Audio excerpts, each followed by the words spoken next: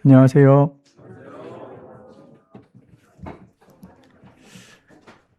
정말 오래간만에 모든 식구들이 다 만났습니다. 맞죠?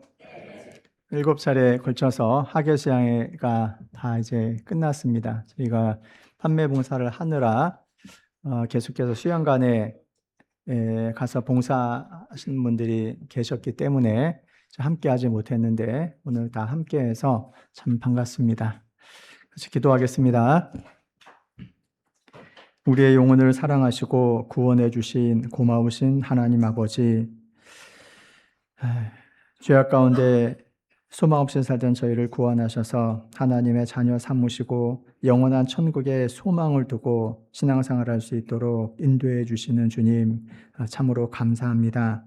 각 곳에 흩어져 있던 저희들을 오늘 하나님 말씀 앞에 나오게 해주시고 말씀을 통하여 교훈을 받고 또 그 말씀대로 살고자 하는 마음을 주셔서 또 감사드립니다. 새로운 결심을 통해서 주님께 영광을 돌릴 수 있는 기회를 주심을 또한 감사드립니다.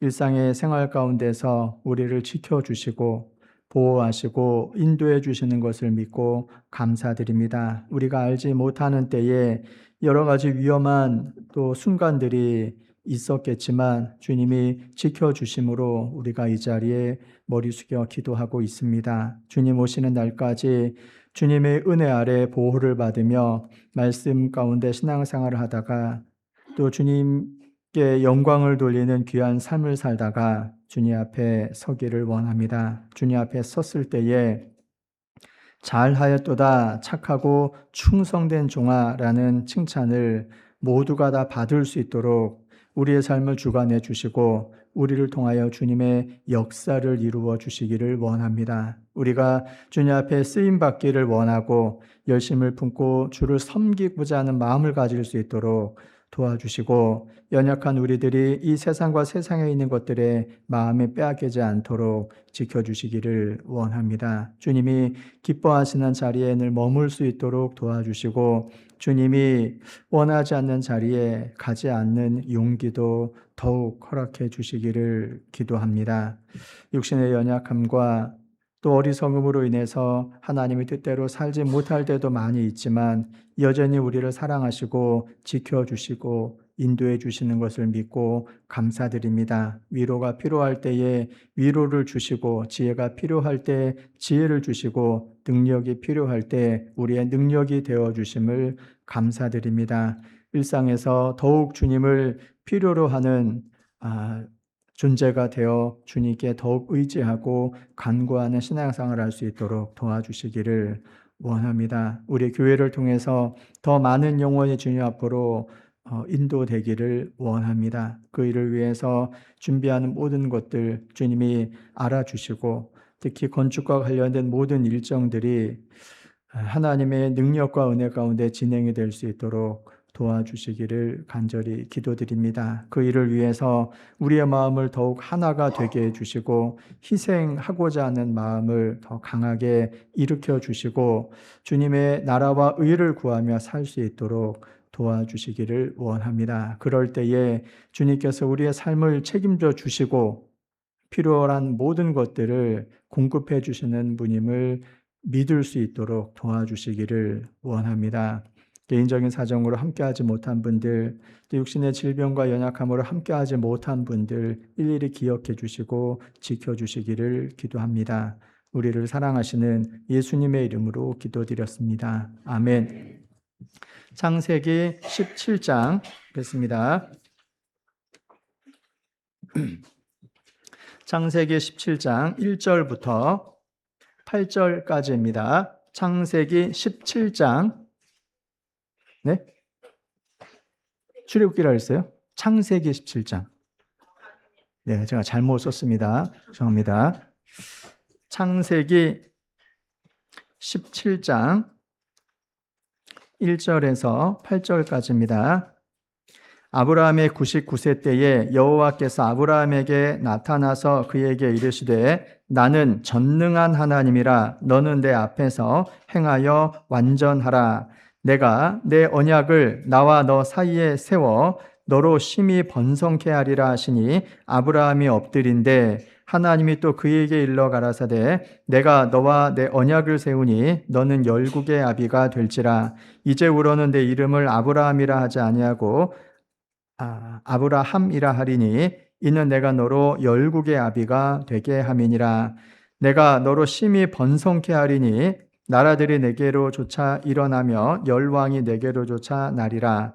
내가 내 언약을 나와 너와 내 대대 후손의 사이에 세워서 영원한 언약을 삼고 너와 내 후손의 하나님이 되리라. 내가 너와 내 후손에게 너의 우거하는 이 땅 곧 가나안 일경으로 주어 영원한 기업이 되게 하고 나는 그들의 하나님이 되리라 했습니다. 오늘 위로라는 그 주제로 두 번째 시간을 갖고자 합니다. 하나님의 이름이 주는 위로. 그래서 지난번에 엘로힘 하나님, 또 라파 하나님 배웠죠. 야훼, 라파, 엘로힘 하나님에 대해서 배웠고요. 오늘은 나머지 세 부분에 대해서 좀 배우려고 합니다. 그래서 이제 엘샤다이, 샤다이 하나님과 여호와 일의 하나님, 그리고 아도나이는 이름에 대해서 좀 말씀을 묵상하고자 합니다. 그러니까 노래 하나 들려줬었잖아요. 시작과 끝에 제가 노래를 똑같이 들려드리고 시작하도록 하겠습니다. 제가 그 찬양의 은사가 있으면 굳이 안 틀어줄 텐데 그쪽에는 제가 얼굴만큼의 은사는 없어서 이렇게 찬양을 직접 준비를 했습니다. 좀 이해해 주시고, 라이브 하면 설교가 다음에 안 들어와요. 그래서 찬양이 없으면 제가 하겠는데 또 잘 부르시는 분이 있으니까 그분 음성을 잠깐 듣도록 하겠습니다. 지난번에 들었던 찬양입니다.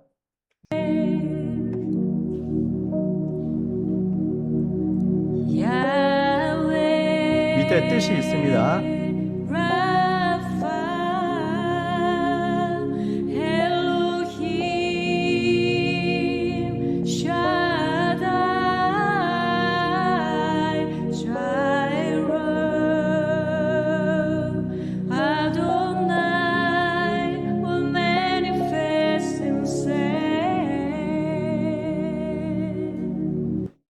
제가 이렇게 부르면 얼마나 좋겠어요.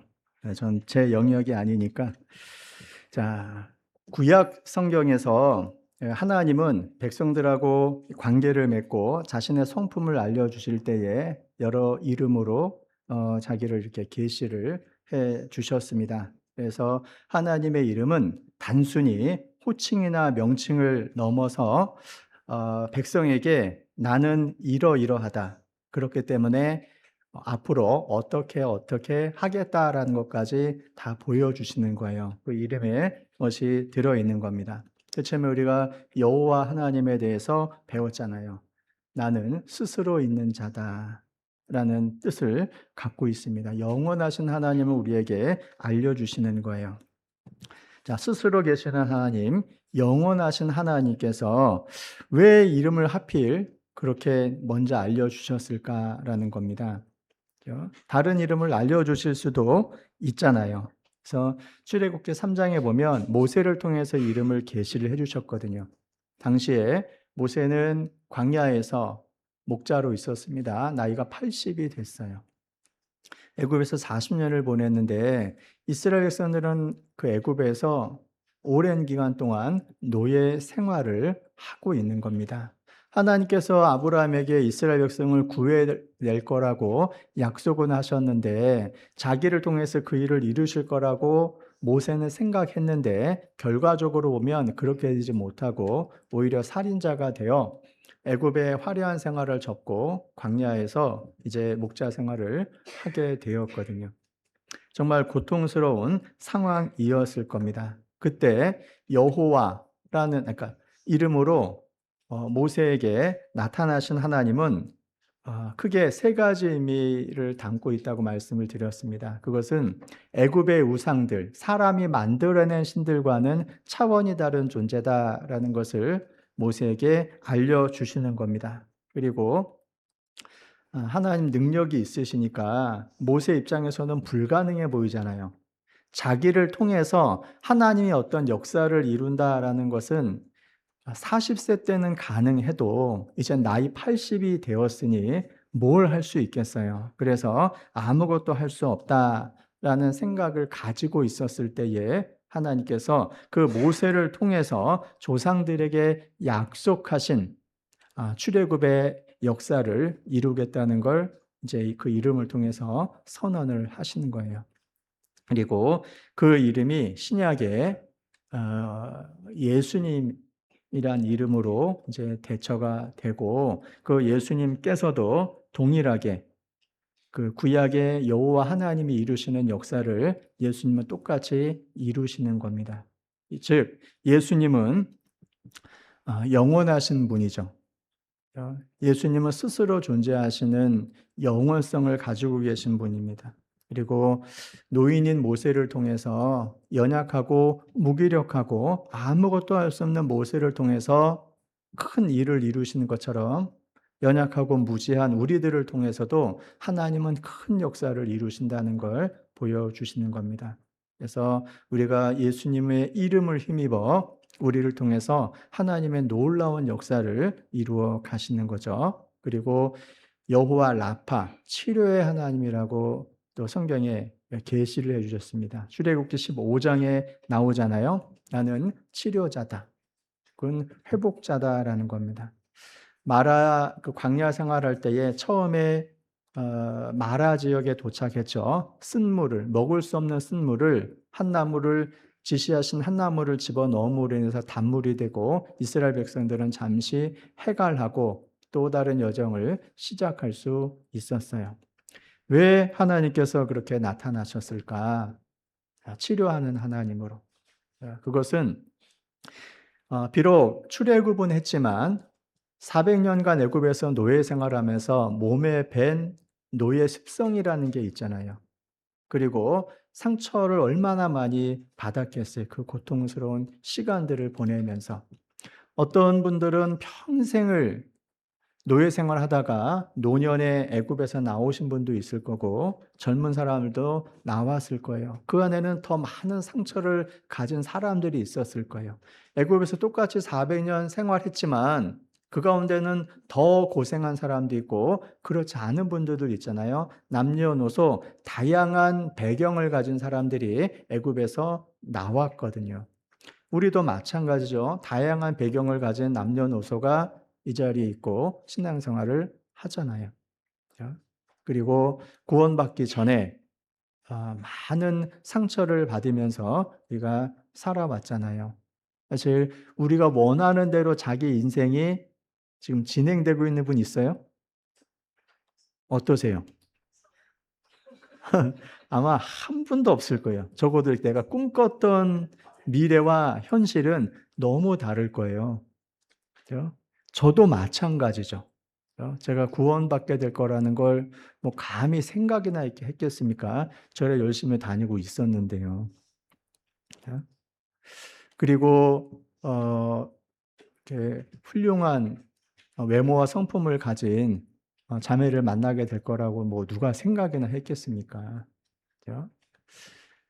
그리고 사랑하는 자녀가 또 있게 될 거라는 것도 전혀 생각을 못 했잖아요. 제가 부모님을 또 이런 부모님을 만나게 될 것도 생각을 못 했고 이러한 가족 관계가 될 것도 생각을 못 했어요. 우리 인생은 계획대로 되지 않았어요. 그리고 살면서 계획대로 되지 않았다는 것 속에는 좋은 의미도 있겠죠. 좋은 의미도 있지만 또 좋지 않은 여러 의미들도 있을 거예요. 뭐 어떤 분들은 병이 들기도 하잖아요. 육신의 병이 들기도 하고 또 육신의 병은 없어도 참 피곤한 하루하루를 살기도 해요. 그럴 때 하나님은 우리의 치료자가 되어주시는 거고 회복자가 되어주시는 겁니다. 예수님께서 그 일을 해주시는 거예요. 애굽에서 얼마나 이스라엘 백성들은 고생을 했겠습니까? 몸과 마음에 그 위로가 필요한 상처들이 얼마나 많았겠어요. 그것을 치료해 주시는 겁니다. 그리고 이제 광야 생활이 시작이 되었는데 승승장구하는 정말 좋은 시간들이 펼쳐질 거라고 생각을 했습니다. 그들의 꿈은 가나안이었고요. 그 가나안 땅에 가기 전에 잠깐 광야를 지나는 것은 그냥 충분히 경험할 수 있는 거라고 생각을 했을 거예요. 그들이 생각해도 이렇게 긴 시간 동안 광야에 있을 거라고는 생각을 못 했을 거 아닙니까? 그런데 산맥길 지나서 물이 떨어지고 겨우 만난 물이 먹을 수 없는 물이었거든요. 그것은 예상하지 못한 고통이었어요. 정말 당황이 됐을 겁니다. 그때 하나님 말씀에 순종해서 한 나무를 넣었더니 단물이 됐잖아요. 그것은 앞으로 광야 생활할 때 마라와 같은 상황을 계속 만나게 될 건데 하나님 말씀에 순종하면 그 어려운 상황들이 이제 풀어질 것이며 쓴 상황이 단 상황으로 바뀌어질 거라는 걸 보여주시는 거예요. 그 여호와 라파라는 이름이 제일 마지막에 나타나도 되지 않아요? 뭐 예를 들어서 불뱀에 물렸을 때 그때 말씀하셔도 되잖아요. 마지막 판에. 그런데 첫 판에 광야 처음에 말씀을 해주시는 거예요. 처음 만난 어려움에서 하나님이 어떤 분이라는 것을 계시를 해주시는 거예요. 참 감사하잖아요. 치료하시는 그 하나님께서 여호와 라파가 광야 생활 내내 함께 하신다. 어떤 어려움도 극복할 수 있도록, 어떤 아픔도 치료할 수 있도록, 어떤 고통에도 위로자가 되어주시는 분이 함께 하신다라는 것은 너무나 큰 위로가 되잖아요. 우리 인생도 마찬가지죠. 구원받은 이후에도 여전히 우리는 마라의 상황을 많이 만나게 돼요. 적어도 구원받고 나면 그래도 내 인생에 빛이 들어와서 지구멍에도 볕들 날이 있다는 것처럼 이제 내 인생에 빛이 비치기 시작을 했고 앞으로 내 인생이 찬란해질 거라고 생각을 했는데 막상 신앙생활 해보니 설상가상, 어떤 얘기는 설사가또 그런 표현을 쓰는데 비슷한 말인 것 같습니다. 한 고비 넘으면 또 한 고비가 오고 그 고비를 넘으면 또 어려움이 계속 오는 거예요. 그런 것은 생각을 못 해봤거든요. 교회 안에 있기만 하면 난 이 안에서 보호를 받으며 행복하게 살 거라고 생각을 했는데 막상 교회 안에 들어와 보니 어려움이 있어요. 이 교회에서 어려움이 있으니까 저 교회로 가볼까? 역시 거기에도 어려움이 있어요. 사람이 있는 곳에 어디든지 어려움이 있고 성도가 있는 곳에는 어디든지 고난이 있어요. 피할 수 없는 거예요. 극복하지 않으면 결국 어디서든지 똑같은 문제를 계속 우리는 만나게 돼요. 마라의 상황을 계속 만난다는 겁니다. 구원받은 이후에도. 그런데 하나님께서 계속해서 치료해 주시는 거예요. 그런 치료가 없었다면 우리는 이 자리에 함께 할 수 없을 겁니다. 절대로 함께 할 수 없었을 거예요. 자리를 떠났을 거예요. 여러분, 우리가 지금까지 살면서 감기 몇 번 걸렸을까요? 1년에 한 번씩만 걸려도 수십 번 걸렸겠네요. 그렇죠. 뭐 어렸을 때 우리가 기억할 수 없는 어린 아기 시절에는 뭐 감기 거의 달고 살았을 거거든요. 네. 그런데 걸리고 낫고 걸리고 낫고 하니까 지금까지 있는 거 아니에요? 계속 치료가 됐잖아요. 희한하잖아요. 아직 감기, 독감 바이러스를 완전히 못 잡았어요. 그런데 계속 걸리고 낫고 걸리고 낫고 어쨌든 그러잖아요. 참 신기하죠. 중간중간에 치료하는 과정이 없었다면 어떻게 될까요? 감기 걸리고 또 걸리고 또 걸리고 계속 누적이 되면 어떨까요? 이미 돌아가셨을 겁니다. 예? 그렇잖아요? 머리카락이 나고 빠지고 그러거든요. 계속 빠지면 어떨까요? 여기 계신 분들 다 계란으로 앉아 있을 거예요, 지금 다. 계란으로. 그런데 빠지고 낫고 또 나고 빠지고 낫고 그러잖아요. 그게 1대1로 정상적으로 잘 진행이 되는 분들은 진짜 감사하셔야 돼요. 그 1대1의 그 비율이 깨지면 이제 저처럼 돼요. 빠지는 속도를 나는 속도가 못 따라가는 거잖아요. 그죠? 여러분, 한 곱이 한 곱이 그때그때마다 하나님은 우리의 영혼을 위로하시고 치료를 해 주시는 거예요. 그러니까 죽을 것 같다. 그런데 그 상황 또 넘어가잖아요. 어느 순간 보니까 살만하잖아요. 얼마 전까지만 해도 더 죽을 뻔했잖아요. 그쵸? 여기 서 있는 것 자체가요. 이 위에서 열기가 내려오는데 여러분 굉장히 더웠잖아요. 저 앞에 있으니까 그 열기가 전부 다 저한테 오거든요. 이 안에 있는 모든 열기가. 그러면 제가 이제 막 달아오르거든요. 이 막 얼굴이 뜨끈뜨끈해지고 빨개지고 막 그러거든요. 여러분 못 느끼실 거예요.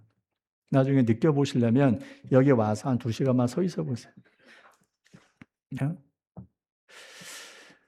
그런데 계속 더우면 못 살 텐데 그게 한풀 꺾이니까 또 살만하잖아요. 자, 여호와 라파. 하나님은 우리가 곳곳에서 만나는 쓴 순간들을 계속해서 단물로, 단 상황으로 바꿔주셨어요. 공고할 때도 있지만 하나님 그 공고의 끝을 주시고 나중에 형통도 주셨어요. 어떤 경우 공고한 시간이 굉장히 길 수도 있어요. 도대체 이게 언제 끝나나 할 수도 있는데요. 언젠가 끝나요. 자, 앞으로 한 50년만 있으면요. 공고하다는 분 아무도 없을 겁니다. 그렇잖아요? 하나님이 예비하신 영원한 천국에서 형통을 누릴 겁니다. 그죠? 부자와 나사로 이야기에서 나사로가 살아있을 때는 고난을 겪었거든요. 그러나 죽음 건너가니까 위로를 경험하잖아요. 아브라함 품에 지금도 위로를 경험하고 있어요. 정말 행복할 거예요. 아브라함은 나사로는 살아있는 동안에 치료를 경험하지 못했잖아요. 육신의 치료를 말하는 겁니다. 그러나 그의 그 영혼은 계속해서 하나님이 치료해 주셨을 겁니다. 사람들로부터 혹은 그 주인 부자로부터 얼마나 많은 마음의 상처를 받았겠어요. 치료하시는 주님이 아니었다면 나사로는 그 감정을 통제할 수 없었을 거예요. 그러나 잘 견디고 아브라함 품에 들어갔잖아요. 하나님은 치료자셔요. 그때 치료할 때 결정적인 역할을 하는 것이 쓴물을 단물로 바꿀 때 가장 중요한 역할을 한 것이 한 나무였잖아요. 그게 십자가였거든요. 우리 삶에 십자가가 들어올 때, 예수님이 들어올 때 우리 삶은 드디어 단 인생으로 바뀌어지는 겁니다. 지옥 가는 인생이 천국 가는 인생으로 바뀌어지는 중간이 뭐죠? 십자가인 겁니다.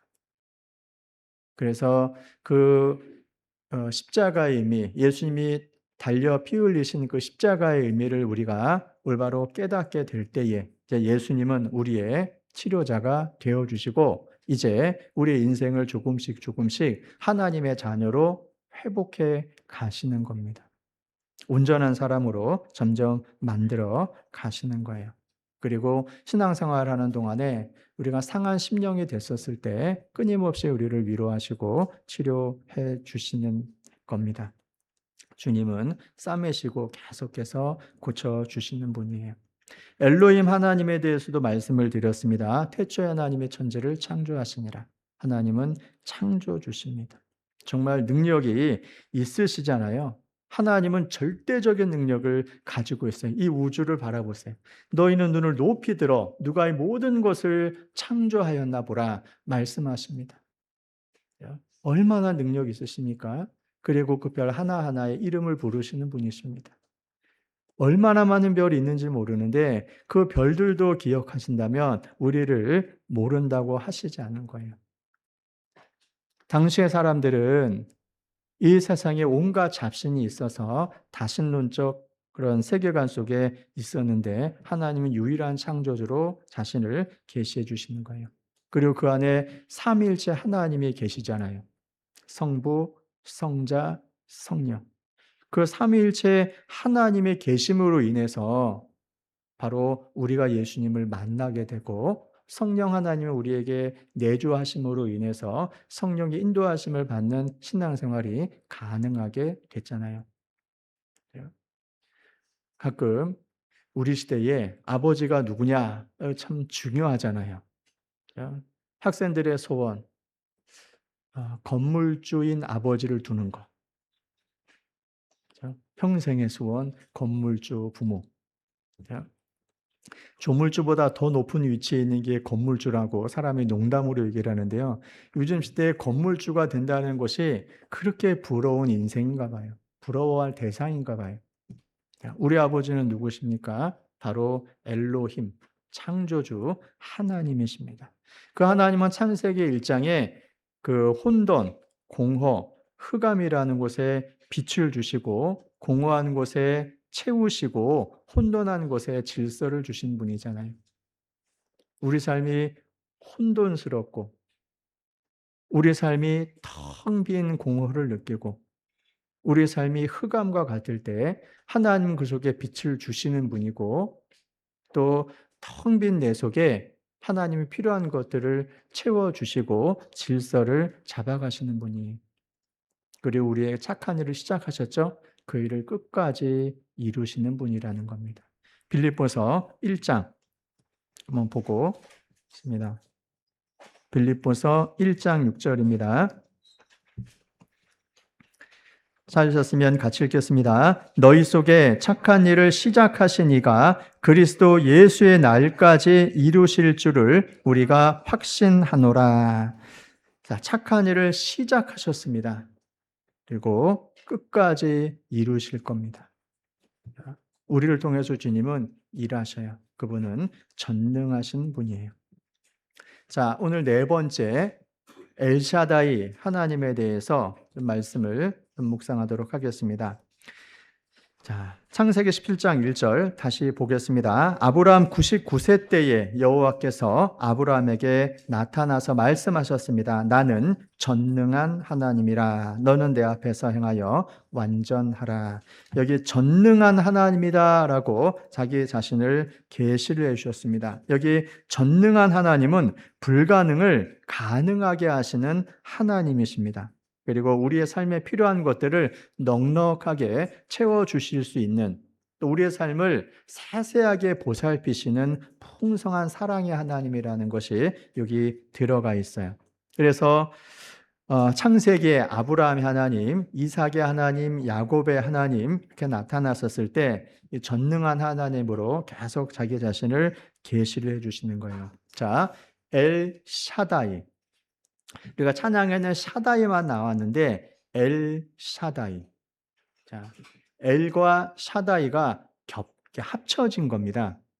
엘로힘 했잖아요. 이것은 강하다, 능력이 있다 이런 뜻입니다. 하나님을 지칭할 때 엘이라는 표현을 씁니다. 그리고 샤다이, 거기에는 크게 두 가지 의미가 담겨져 있어요. 첫 번째 의미는 파괴하다 혹은 굴복시키다 이런 의미를 갖고 있어요. 샤다이라는 의미에는 거기에는 만물을 굴복시키는 하나님의 능력이 있다. 전능하신 분이다라는 겁니다. 만물을 복종시키는 능력이 있으신 분이다라는 거예요. 큰 산이 있습니까? 통제할 수 없는, 어떻게 할 수 없는 큰 산을 무너뜨릴 수 있는 능력이 있으신 분이다라는 거예요. 그래서 세상에 어떤 난관이 있고 어려움들이 있고 이건 이런 장벽은 어떻게 할 수 없다라는 마음이 들 때 그것을 무너뜨리고 넘어설 수 있는 능력이 있으신 분이라는 겁니다. 아무도 샤다이 하나님을 막을 수가 없는 거예요. 또 하나의 의미는 어머니의 가슴, 젖가슴에서 유래한 또 단어가 있습니다. 이것은 모든 필요를 채워주시는 풍성한 사랑의 하나님을 설명하는 거죠. 마치 어린 아기가 어머니 품에서 젖을 먹으며 만족한 상태, 배부른 상태, 그거를 말해요. 그래서 생명과 풍성한 은혜를 어머니로부터 얻는데 하나님은 우리 생명과 삶에 필요한 모든 것들을 공급해 주시는 분이시다라는 것을 알려주는 거예요. 자, 아브라함에게 왜 전능하신 하나님으로 나타나셨을까요?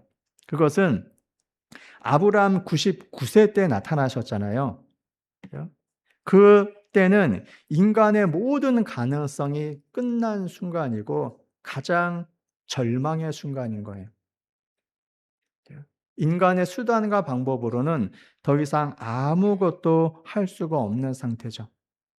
자식으로만 보면 이때는 하나님이 약속한 자손이 절대로 생길 수 없는 딱 그때인 거예요.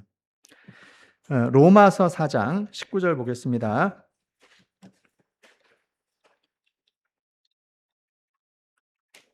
로마서 4장 19절.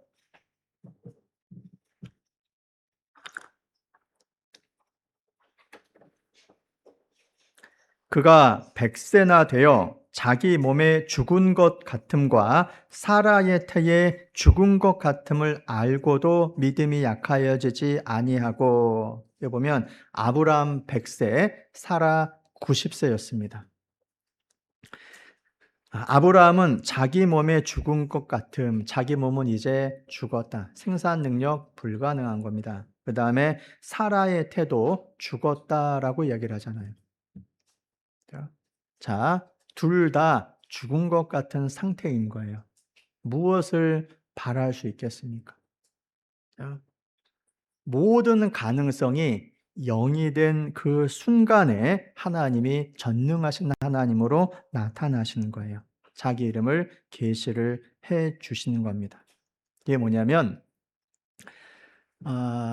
아브라함에게 너의 능력이 이제 끝났다.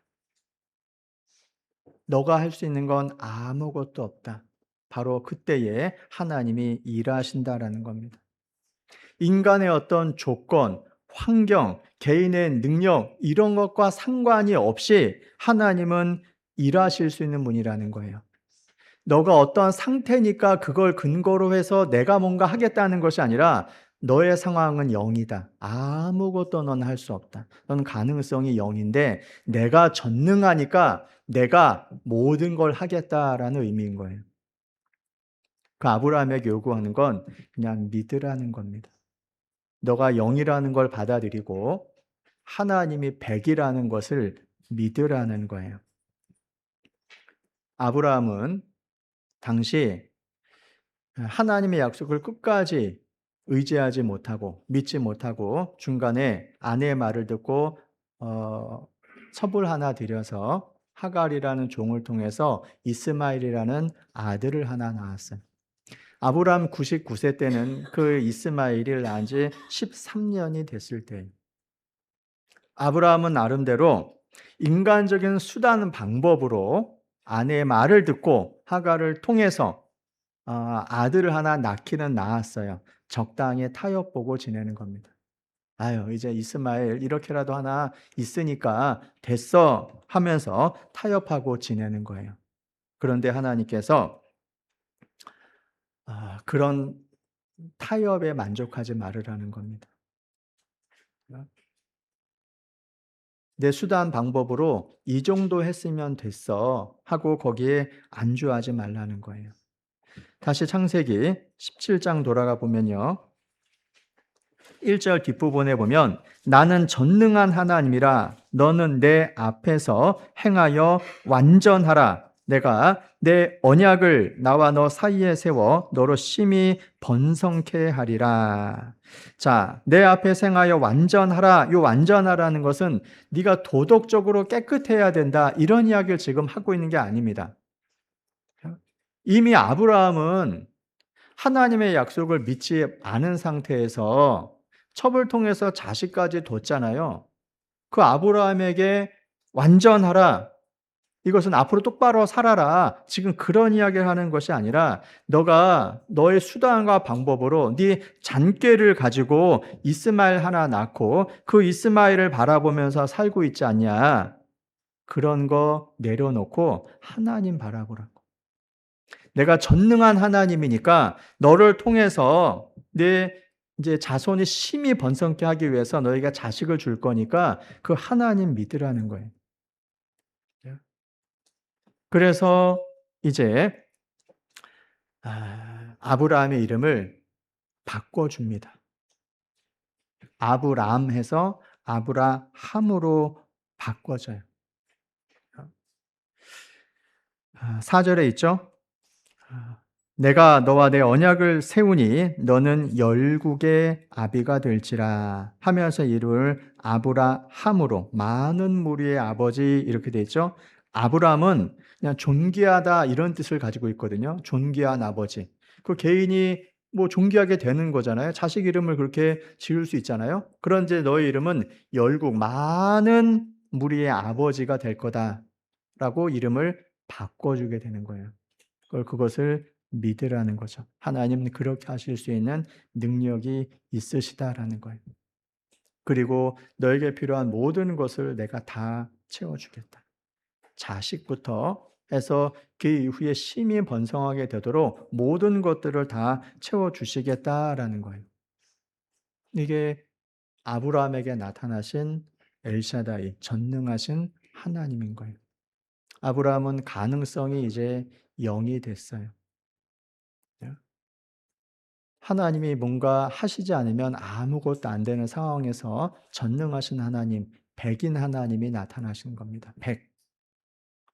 그래서 이삭을 주시고 이삭이 자랄 수 있는 모든 환경도 다 주셨잖아요. 이후에 보면 아브라함이 필요한 것들은 하나님이 다 채워주셨어요.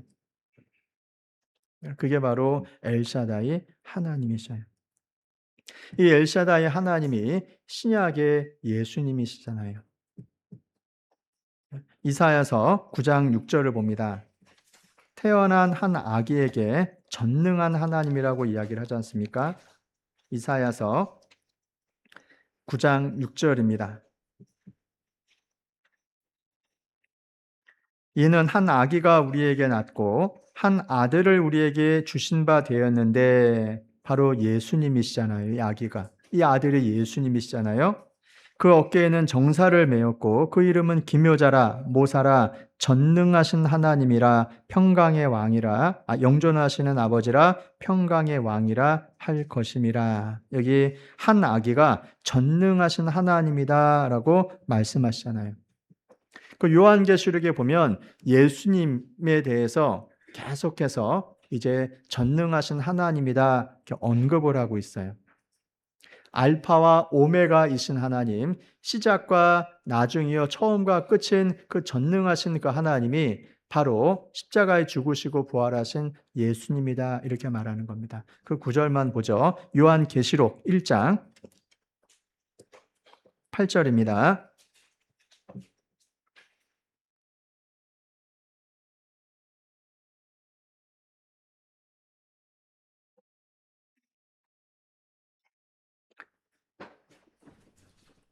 계시록 1장 8절, 주 하나님이 가라사대, 하나님이 말씀하시죠. 나는 하나님은 알파와 오메가라, 이제도 있고 전에도 있었고 장차 올 자요 전능한 자라 하시더라. 하나님은 전능한 자입니다.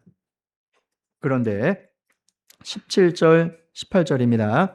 내가 볼 때에 그 발 앞에 엎드러져 죽은 자 같이 되매 그가 오른손을 내게 얹고 가라사대, 두려워 말라, 나는 처음이요 나중이니 곧 산자라, 내가 전에 죽었었노라.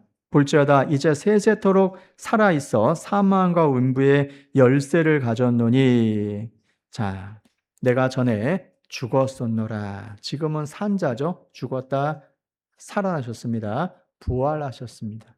그래서 전능하신 하나님, 알파와 오메가이신 하나님, 이제도 있고 전에도 있었고 장차 오시는 전능하신 이 하나님이 바로 예수님, 십자가에 죽으시고 부활하신 예수님이신 겁니다. 이 예수님께서 나중에 만왕의 왕이요 만주의 주로 오셔서 세상을 심판하실 것이며 마지막에 새하늘과 새 땅에서 이제 성전을 비추는 빛이 되시는 거예요. 요한계시록 21장입니다. 22절.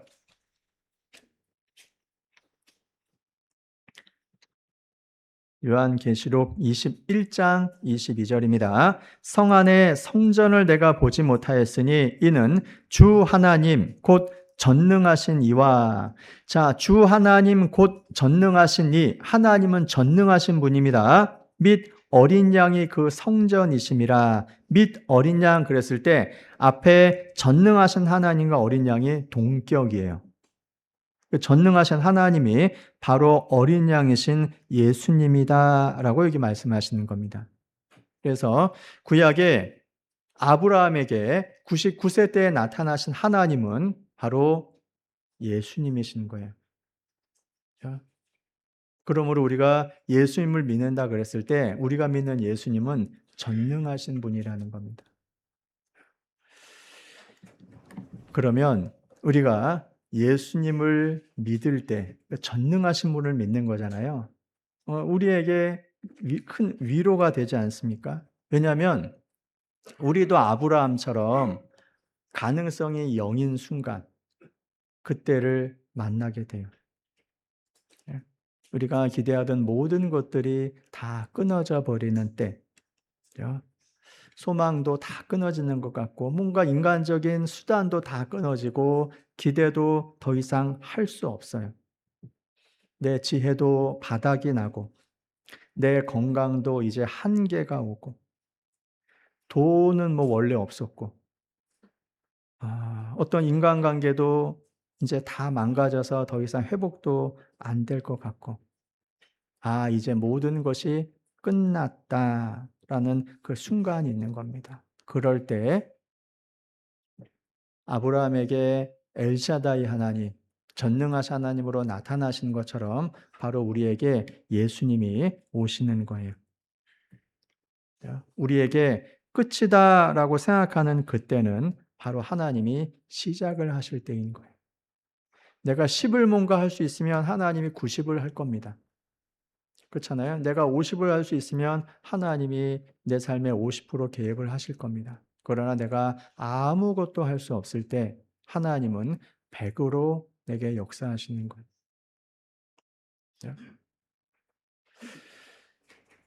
아이가 그림을 그리다 망쳐버렸는데요. 그 전문가는 그걸 가지고 더 멋진 그림을 만들어낼 수 있잖아요.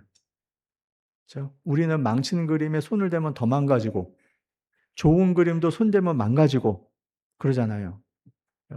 제가 참 손재주가 없다라는 것을 시계를 보면서 내가 알았어요. 시계 약간다고 전자시계를 뒤에 뚜껑을 딱 열었는데요. 나사 4개만 풀면 되는 줄 알았거든요. 근데 그 사이에 순간 뭔가 튕겨 나가는가 봐요. 나중에 조립을 했는데 아무 소리도 안 나고 화면도 안 나고 뭔가 이상해. 결국은 시계방에 가서 고치잖아요. 이게 손만 대면 망가지는구나. 그렇죠? 라디오 같은 거 예전에 막 조립한다 그러고 막 뜯었다 다시 붙였다 이런 거 한번 해보신 분도 있을 거예요. 저 손만 대면 망가져. 그래서 손을 안 대는 게 가장 좋다. 네, 그렇게 됐는데요.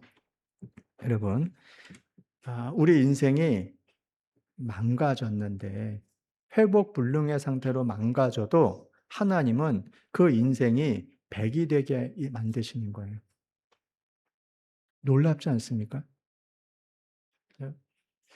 보잘것없는 진흙 한 덩이를 가지고 장인의 손으로 멋진 도자기를 만들어내잖아요. 그렇죠? 우리가 보기에는 쓸모없는 흙덩어리 하나 같거든요. 그런데 그걸로 멋진 그릇을 만들어내요. 아이, 쓸모없는 플라스틱이 재활용되어 멋진 용기로 다시 나타나잖아요. 그렇죠? 세상에서도 인간의 수단과 방법으로 그런 것들이 가능하다면 망가진 인생을 완벽하게 회복을 하고 하나님 앞에 온전하게 살 수 있는 하나님의 자녀가 되게 하는 역사를 하나님이 충분히 하시는 거예요. 그래서 오늘 그 하나님의 이름이 주는 위로 부제로 제가 달아놓은 게 있어요. 이게 화면에는 안 나왔더라고요. 그 부제가 뭐였냐면 인간의 끝은 하나님의 시작이다. 꽤 많이 들었던 말일 거예요. 인간의 끝은 하나님의 시작이다. 그게 엘샤다이 하나님이 하시는 거예요. 우리가 더 이상 아무것도 할 수 없는 절방 중에 있을 때 주님은 우리에게 전능하신 분으로 오시는 거예요. 그러면 모든 것이 다 회복될 수 있어요. 모든 것이. 끝이 아닌 거예요. 그렇죠? 다윗도 범죄하고 끝이라고 생각을 했잖아요. 그런데 다시 위대한 왕이 되게 하시잖아요. 아담도 선악과를 먹고 벌거벗은 것을 알았을 때 그의 인생은 끝이다라고 생각을 했을 거예요. 그러나 하나님은 가죽옷을 주시며 회복시켜 주시잖아요. 그게 하나님이 하시는 거예요.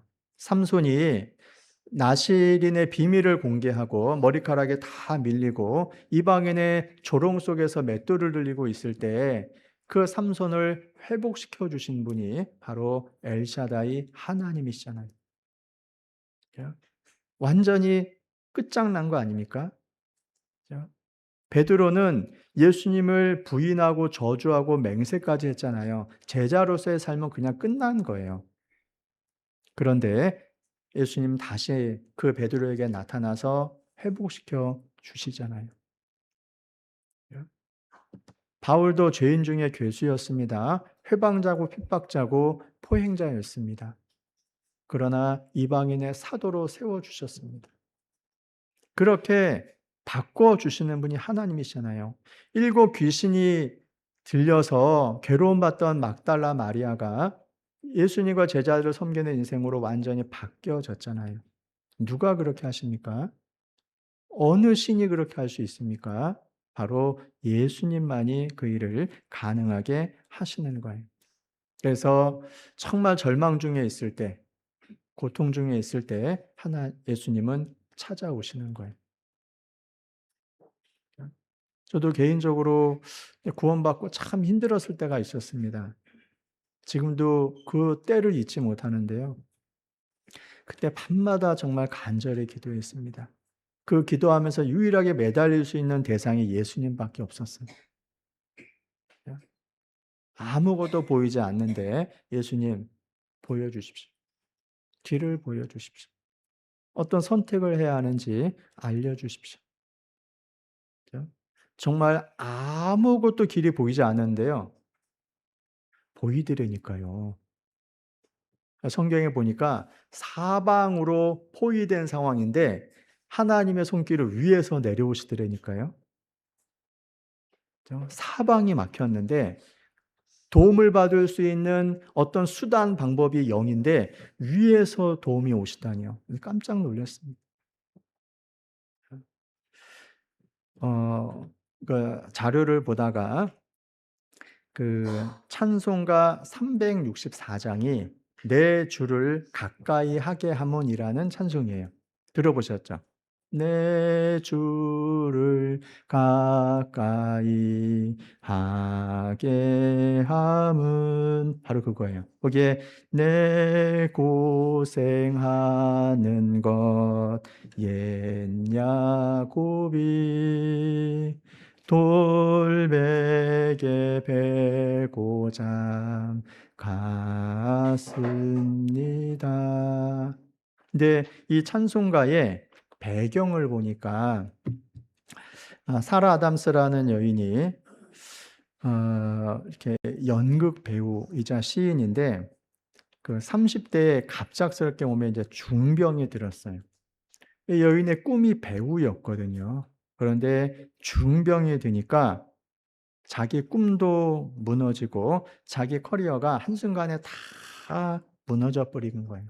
근데 자기는 할 수 있는 게 아무것도 없는 상황이 됐던 겁니다. 그래서 슬픔, 좌절, 절망 속에 하루하루 보내고 있는 거예요. 그녀가 하나님께 기도하거든요. 왜 하나님은 내 건강을 빼앗아 가시면서 제 꿈까지 다 뺏어 가십니까? 정말 너무하십니다. 그러면서 하루하루를 극심한 고통 속에서 날마다 눈물을 흘리며 보내는 거예요, 하루하루를.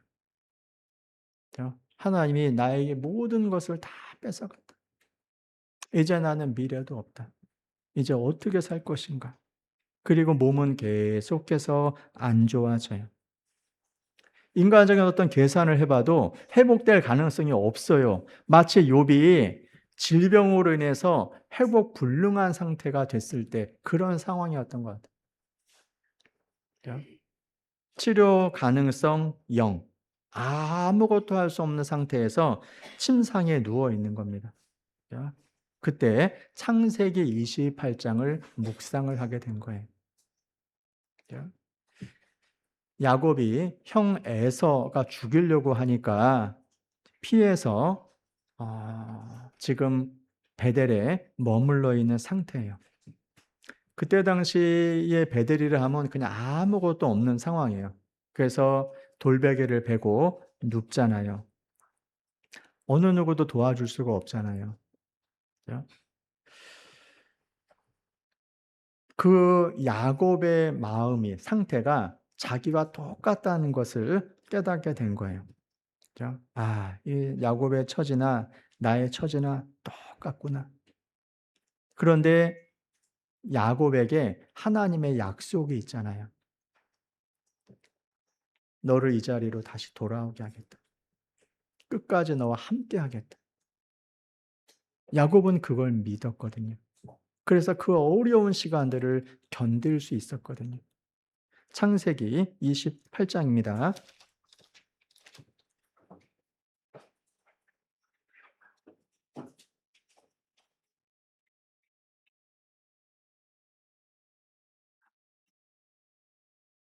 11절입니다. 한 곳에 이르러는 해가 진지라 거기에 유숙하려고 그곳에 한 돌을 취하여 베게 하고 거기 누워 자더니 꿈에 본즉 사닥다리가 땅 위에 섰는데 그 꼭대기가 하늘에 닿았고 또 본즉 하나님의 사자가 그 위에서 오르락내리락 하고 또 본즉 여호와께서 그 위에 서서 가라사대 나는 여호와니 너의 조부 아브라함의 하나님이요 이삭의 하나님이라. 너 누운 땅을 내가 너와 네 자손에게 주리니 네 자손이 땅의 티끌같이 되어서 동서남북에 편만할지며 땅의 모든 족속이 너와 네 자손을 인하여 복을 얻으리라. 이게 아브라함에게 전능하신 하나님으로 나타나면서 후손 약속한 거하고 똑같은 겁니다. 15절 내가 너와 함께 있어 네가 어디로 가든지 너를 지키며 너를 이끌어 이 땅으로 돌아오게 할지라. 내가 네게 허락한 것을 다 이루기까지 너를 떠나지 아니하리라 하신지라. 야곱은 이 말씀을 믿었어요. 자, 사라 아담스도 이 말씀을 묵상을 하면서 내가 지금 한계고 절망 속에 있지만 하나님은 여전히 나와 함께 하시고 나를 지켜주시고 나를 이끌어서 하나님이 원하는 어느 장소까지 오게 할 거라는 걸 받아들인 거예요. 내가 지금은 침대에 누워 있지만 내 인생은 이게 끝이 아니라는 겁니다. 중병으로 침대에 누워서 아무것도 할 수 없는 내 상황은 모든 활동의 가능성이 0인 상황이 된 거거든요. 내가 할 수 있는 게 무엇이 있는가? 나는 아무것도 할 수 없다. 그럴 때 전능하신 하나님이 나타나셨잖아요. 사라 아담스에게도 전능하신 하나님이 나타나시는 겁니다. 그래서 이 찬송시를 쓰게 하고 이것이 고난 중에 있는 사람들 한계에서 기록한 쓴 이 시가 지금 고난 중에 전 세계에 있는 성도들이 부르는 찬송이 됐던 거예요. 그리고 1912년에 타이타닉호가 침몰할 때 배에 있던 악단이 그 위기에 처한 사람들을 위해서 끝까지 연주해 준 바로 찬송이 바로 이거였어요. 사람들은 죽어가면서도 이 찬송을 들으면서 위로를 얻었어요. 자, 여러분 30대 중병으로 내 인생의 끝이 났고 내 꿈도 박살나고 내 경력도 더 이상 끝나버렸다라고 하는 절망의 순간에 예수님은 힘이 되셨어요. 그 사라 아담스를 다시 일으켜 세우시는 거예요. 이렇게 세우는 걸로 끝나니까 그게 아니잖아요. 어머니의 품처럼 내 고난 삶에 필요한 모든 것들을 계속해서 제공을 해주시는 거예요. 그 엘샤다이 하나님이 우리에게 말씀하십니다. 편법을 쓰지 마라. 인간적인 수단, 방법, 의지에서 적당히 안주하고 만족하려고 하지 마라. 이스마엘은 하나님의 약속이 아니라는 겁니다. 네가 이스마엘에 지금 안주하고 있는데 그건 하나님이 주시려고 하는 진짜 생명이 아니라는 거예요. 하나님은 다른 걸 예비하셨거든요. 이삭을 예비하셨고 이삭을 통해서 또 야곱을 낳고 야곱의 아들들을 통해서 이스라엘 민족을 이루고 하나님이 계획하신 것들이 쭉 있잖아요. 그런데 아브라함은 이스마엘로 만족하고 이삭을 포기했으면 이루어지는 게 아무것도 없잖아요. 하나님은 99세 때에 아브라함에게 나타나셨습니다. 아무것도 할 수 없는 상황에서 인간의 수단 방법이 끝나는 그 한계 지점에서 하나님은 비로소 역사하기 시작을 했습니다. 우리도 다양한 핑계를 댈 수 있어요. 저는 이러한 사람이에요. 저는 성격이 이렇고요. 저는 배운 것도 없고요. 저는 능력도 없고요. 제가는 가진 것도 없고요. 제가 할 수 있는 게 아무것도 없어요. 그러니까 하나님은 나를 통해서 아무것도 할 수 없을 것 같아요. 그러니까 저를 내버려 두세요. 건드리지 마세요. 그렇죠? 구역 모임에서 말씀드렸는데요. 제가 요즘 생각해낸 새로운 질병, 영적 질병, 나만 아니면 되는 병. 곰곰이 생각해 보니까 진짜 그런 것 같아요. 그죠? 나는 이래저래 해서 안 된다니까요. 이런 거 있잖아요. 간증 부탁하면 저 말 못해요. 뭐 부탁하면 나는 시간이 안 돼요. 난 능력이 안 돼요. 난 뭐가 안 돼요. 뭐가 안 돼요. 뭐가 안 돼요. 그러니까 나는 안 된다니까요. 나 말고 다른 사람은 다 되는데 일단 나는 무조건 안 돼요. 그건요. 겸손이 아니라요. 엘샤다이 하나님을 무시하는 겁니다. 그렇잖아요. 내가 믿는 예수님이 그렇게 무능합니까? 내가 믿는 하나님이 내 성격 하나를 변화시키지 못하고 담대하게 뭔가 말할 수도 없게 하고 활동할 수도 없게 만드는 그렇게 무능한 분을 우리가 믿고 있습니까? 내가 믿는 하나님이 어떤 분이십니까? 전능하신 분입니다. 내가 믿는 예수님이 전능하신 분이라니까요. 그런데 우리는 그걸 의심해요. 내 말로, 행동으로. 그러면서 하나님을 섬긴다고 말을 해요. 섬기기는요, 대놓고 무시하는데. 여러분, 겸손을 가장한 교만이라는 게 있어요. 그렇죠? 자기의 무능을 겸손으로 포장하는 것이 아니라요, 하나님의 전능하심을 무시하는 겁니다. 하나님은요, 아브라함 통해서도 많은 민족을 이루신 분입니다. 에이, 아브라함이니까 되죠. 모세를 통해서 출애굽의 역사를 이루셨습니다. 에이, 모세니까 되는 거죠. 베드로를 통해서, 바울을 통해서 많은 복음의 역사를 일으켰습니다. 에이, 그건 베드로니까 그런 거고 바울이니까 그런 거죠. 나랑 그게 뭔 상관이 있습니까? 그러면 성경 뭐하러 봅니까? 이 자리에 왜 오죠? 성경에 나타난 하나님이 나와 아무런 상관이 없다면 내가 굳이 성경을 배울 이유가 뭐가 있죠? 그렇잖아요. 그들 속에 역사하신 하나님이 내 속에도 역사하시기 때문에 내가 비록 부끄러움도 많고 좀 소극적이고 뭐 언변도 부족하고 말주변 뭐 이런 거 뭐 형편없고 뭐 기승전결 이런 식으로 말도 할 수도 없고 뭔가 담대하게 뭔가 할 수 있는 그런 것도 없고 그러더라도 용기를 낼 수 있는 거예요. 자, 담대함을 가질 수 있는 겁니다. 왜요? 왜요? 내가 믿는 분이 나를 변화시켜서 내가 도저히 할 수 없을 것 같은 것들을 할 수 있게 만드시는 분이기 때문에 그런 거예요. 그죠? 모세도 처음 애굽에 가라앉을 때 계속 거절하잖아요. 하나님 열받게 하셨잖아요. 열받게 했잖아요. 그죠? 하나님의 능력이 없으시냐고요. 그죠? 고기 주겠다고. 그거 하나님 뭐 하늘에 창을 내서 곡식을 뭐 쏟아 부어도 그게 되겠냐고. 여호와의 손이 짧아졌냐고. 그죠? 하나님은 능치 못하심이 없는 분이에요. 나를 변화를 못 시킬까요? 그죠? 내 환경을 변화를 못 시킬까요? 그러면 우리는 늘 절망 속에 살 수밖에 없고 불안 속에 살 수밖에 없어요. 왜냐하면 내가 믿는 하나님이 아무것도 할 수 없을 것 같거든요. 가능성이 0인데 아무것도 할 수 없는 분을 내가 믿어요. 그것처럼 참 답답한 게 어디 있겠어요. 그건 스스로 변화되기 싫은 게으름 때문에 그런 거예요. 불신 때문에 그러는 거예요.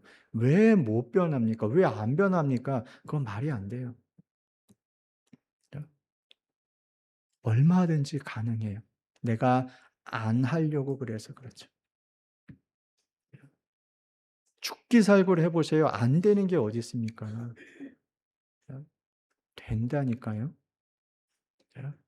그리고 하나님이 내가 진짜 못할 것 같은 건 요구하지도 않을 거예요. 우리는 전능하신 주님을 믿는 사람들입니다. 우리의 삶의 가능성이 정말 안 보일 때 변화시키시는 분이에요. 가능하게 하시는 분이에요. 전능하신 하나님께서 내 필요를 어머니 가슴처럼 채워주십니다. 그걸 믿으십시오. 마태복음 6장입니다.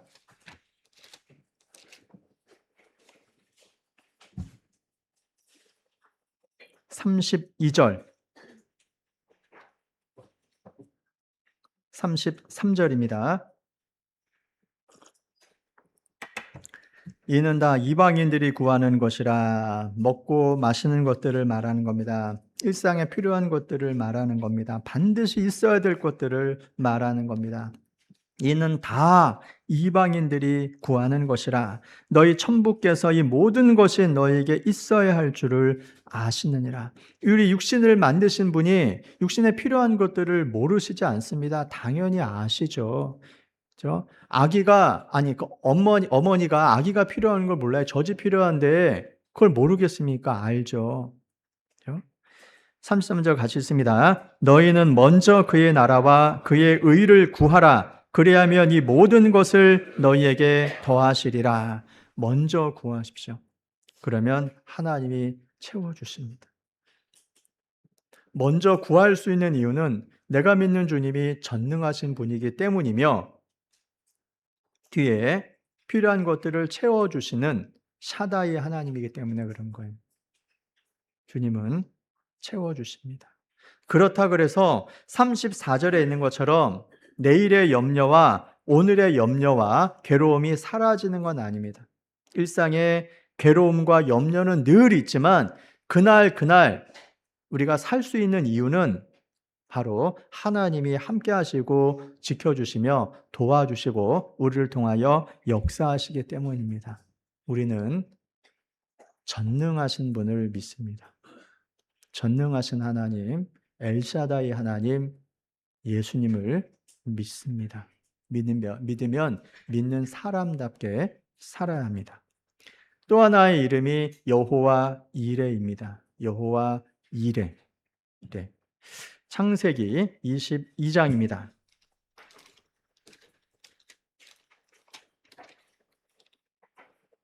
창세기 22장 13절 14절입니다. 아브라함이 눈을 들어 살펴본즉 한 수양이 뒤에 있는데 뿔이 수풀에 걸렸는지라. 아브라함이 가서 그 수양을 가져다가 아들을 대신하여 번제로 드렸더라. 아브라함이 그 땅 이름을 여호와 이레라 하였으므로 오늘까지 사람들이 이르기를 여호와의 산에서 준비되리라 하더라. 자, 하나님은 아브라함에게 아들을 주셨습니다. 독자를 주셨습니다. 아브라함의 모든 사랑과 기대와 소망은 그 독자 이삭에게 있을 거예요. 이삭을 주셨을 때 얼마나 기뻐했겠습니까? 정말 하나님은 전능하신 하나님이 맞다. 창세기 17장에 전능하신 하나님으로 나타나시고 후손과 그 자식들 약속을 했는데 정말 그 말씀이 그대로 이루어졌잖아요. 이삭을 통해서 100세에 이삭을 낳았어요.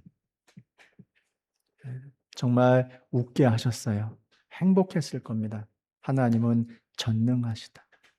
그런데 그 하나님께서 아이가 잘 자라고 있는데 이 아들을 바치라는 겁니다. 번제로 드리라는 거예요.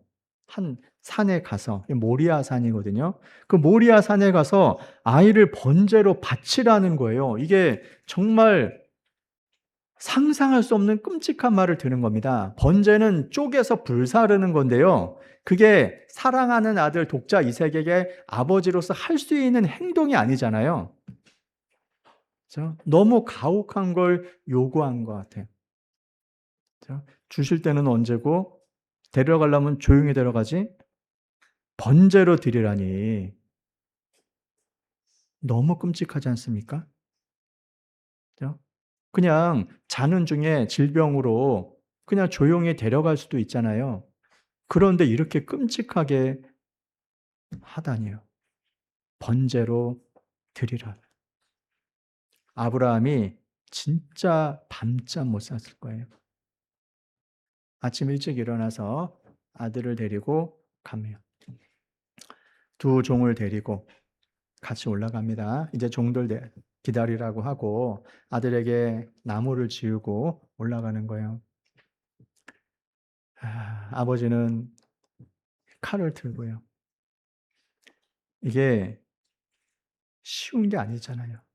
한쪽에는 불을 들었고 한쪽에는 칼을 들었어요. 이 칼로 자식을 죽여야 하고 이 불로 자식이 눕혀놓은 그 나무에 불을 붙여야 돼요.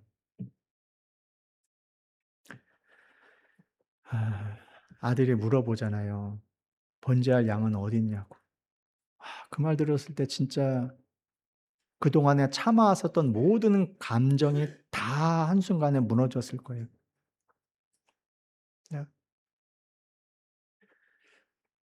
하나님이 자기를 위하여 친히 준비하실 것이다. 그리고 올라가잖아요. 나중에 이삭도 알았죠. 그 번제물이 나였구나. 호박을 하고 나무 놓고 그 올려놓고 딱 하나님 앞에 기도했겠죠. 이삭은. 아브라함이 칼을 들어서 이삭을 죽이려고 할 때 하나님이 멈춰 세웠습니다. 그리고 아브라함의 마음이 하나님을 향한 마음이 진심이라는 것을 알았어요. 그전에는 몰랐을까요? 이걸 기록해 두신 것은 아브라함의 마음을 우리가 볼 수가 없잖아요. 아브라함의 마음을 우리로 확인하고 우리도 그러한 마음을 가지라고 보여주시는 거예요. 12절 사자가 가라사대 그 아이에게 내 손을 대지 말라 아무 일도 그에게 하지 말라 네가 내 아들 독자라도 내게 아끼지 아니하였으니 내가 이제야 네가 하나님을 경외한 줄을 아노라. 자, 이제 알았다 그랬으니까 전에는 몰랐을까요? 아니요. 하나님 다 아셨어요. 여호와 이레 여호와의 산에서 준비한다. 여호와 이레 여호와께서 준비하심 1번 난화조에 그렇게 써 있잖아요. 여호와께서 준비하신다. 그런데 이게 원어의 의미를 살펴보면 준비 개념보다도 미리 보신다라는 개념이 있어요. 그래서 원어로 풀어서 설명한 걸 보면 여호와께서 미리 보신다 이렇게 돼 있어요. 미리 보시기 때문에 준비할 수 있는 겁니다. 하나님은 미리 다 보셔요. 전지하시잖아요. 모든 것을 아시는 분이 미래까지 다 보고 있는 거예요. 왜 아브라함에게 여호와 이레 여기서 이렇게 나타나셨을까요? 그가 뭐냐면 아브라함에게 가장 소중한 것을 포기할 때 하나님이 준비한 것을 발견할 수 있다는 걸 알려주는 거예요. 아브라함에게 가장 소중한 것이 뭐였죠? 이삭이죠. 그것을 포기했었을 때 하나님은 더 중요한 걸 주시죠. 그렇죠? 이삭 죽였어도요. 아브라함은 하나님을 살릴 거라고 믿었어요. 참 믿음 참 대단해요. 그렇죠? 아브라함 입장에서는요. 이삭을 바침으로 인해서 자기의 가장 소중한 것을 내놓음으로 인해서 잃어버리는 것이 아니라 이삭을 찾고 뒤에 양도 얻었잖아요. 그리고 하나님의 약속도 계속 받잖아요. 하나님이 주시는 복을 받잖아요. 여기에서 우리가 배우는 게 그겁니다. 우리의 가장 소중한 것을 내려놓을 때 하나님은 우리의 필요를 채워주신다는 것. 우리는 가장 소중한 것들을 움켜쥐려고 하지 그걸 내려놓으려고 하지 않잖아요. 가장 소중한 것을 붙잡고 있을 때 하나님 말씀에 그걸 내려놓으라 그러면은 순종이 잘 안 되잖아요. 아브라함에게 알려주십니다. 하나님은 순종할 때 미리 다 보시고 준비하신다라는 것을 알려주는 거예요. 모리아산으로 가는 길이 3일 길이었습니다. 하나님은 그 과정들을 다 보셨잖아요. 독자 이삭을 바치라 그랬을 때 아브라함의 마음도 보셨고 준비하는 과정도 보셨고 아침 일찍 일어나 종들과 이삭을 데리고 가는 걸음도 보셨고 모리아산을 오르는 것도 보셨고 독자 이삭을 잡으려고 하는 것도 보셨잖아요. 모든 것을 하나님은 다 보고 계시는 거예요. 그때 아브라함의 껍데기만 본 것이 아니라 아브라함의 마음도 다 보시는 거예요. 아브라함이 얼마나 마음이 힘들었을지를 하나님이 모르는 게 아닙니다. 그 과정도 하나님이 다 보셔요. 그 3일 길은 아브라함에게 가장 고통스러운 순간이었을 겁니다. 시간들이었죠. 그걸 우리에게 적용을 해보면 하나님은 우리가 가장 고통스러운 시간을 보내는 3일 길도 다 보신다는 겁니다. 다 아셔요. 어떤 고통을 겪고 있는지, 어떤 아픔이 있는지, 어떤 슬픔이 있는지, 해결해야 하는 문제가 무엇인지 하나님은 다 보시고 준비해 주시는 거예요. 다만 그 준비를 경험하기 위해서는 거기까지 가야 돼요. 모리아산까지 가야 돼요. 그 정상까지 가야 돼요. 그것이 끝까지 순종하는 거예요. 우리는 어느 정도 순종하다가 중간에 포기를 하는 경향들이 있잖아요. 끝까지가 아니라 어느 정도 하다가 중단하잖아요. 끝까지가 안 되잖아요. 그러니까 하나님이 주시는 이레를 여호와 이레를 경험을 못 하는 거예요. 조금만 더 가면 경험하는데 그 앞에서 멈춰버리니까 그냥 하나님은 나를 힘들게 하는 분이라는 것밖에 모르는 거예요. 하나님은 나에게 무리한 요구를 하신다. 먼저 그의 나라와 그 일을 구하면서 살았는데 결국 내가 얻는 것이 무엇이냐? 아무것도 없잖냐. 그건 더 가지 못해서 그러는 거예요. 조금만 더 가면 되는데. 이스라엘 땅의 범죄로 인해서 땅에 비가 오지 않았습니다. 3년 6개월 동안이나요. 엘리야가 갈멜산에서 승리한 이후에 저쪽 대서양을 바라보면서 종을 계속 보내잖아요. 바라보라고, 올라가라고. 아무것도 없는데요. 다시 가라고. 아무것도 없는데요. 다시 가라고. 다시 가라는 말씀에 순종해서 7번까지 탁 갔었을 때 손바닥만한 구름을 봤잖아요. 그 멀리서 보이는 그 작은 구름이 엄청난 폭우를 몰고 오며 이스라엘의 가뭄을 해결해 줄 거라고 알고 있었기 때문에 빨리 피해야 됐었잖아요. 끝까지잖아요.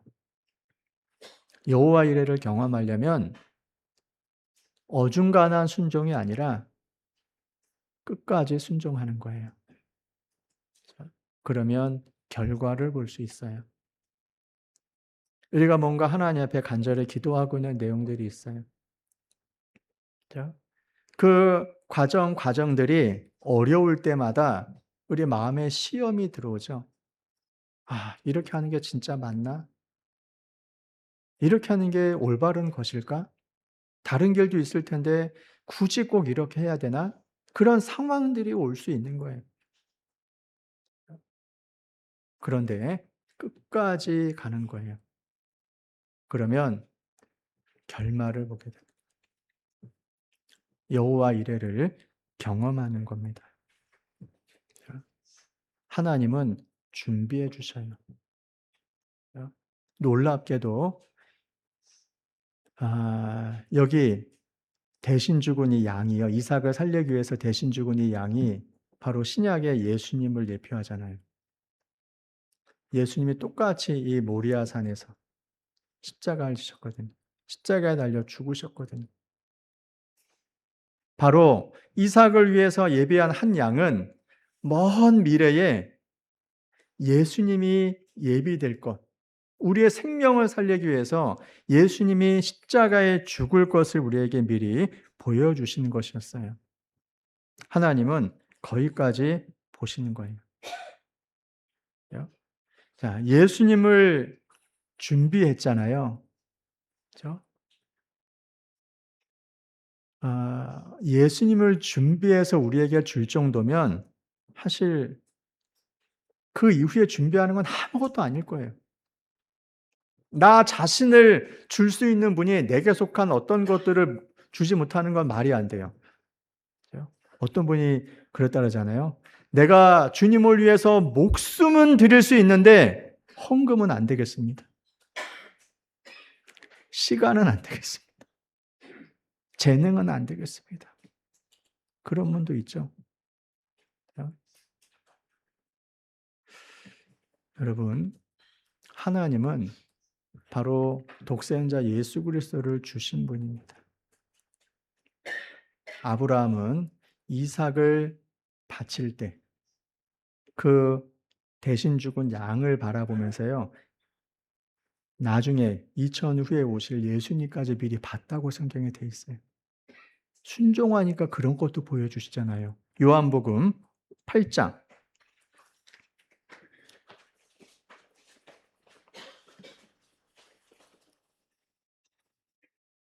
이건 정말 놀라운 말씀입니다. 56절에서 58절입니다.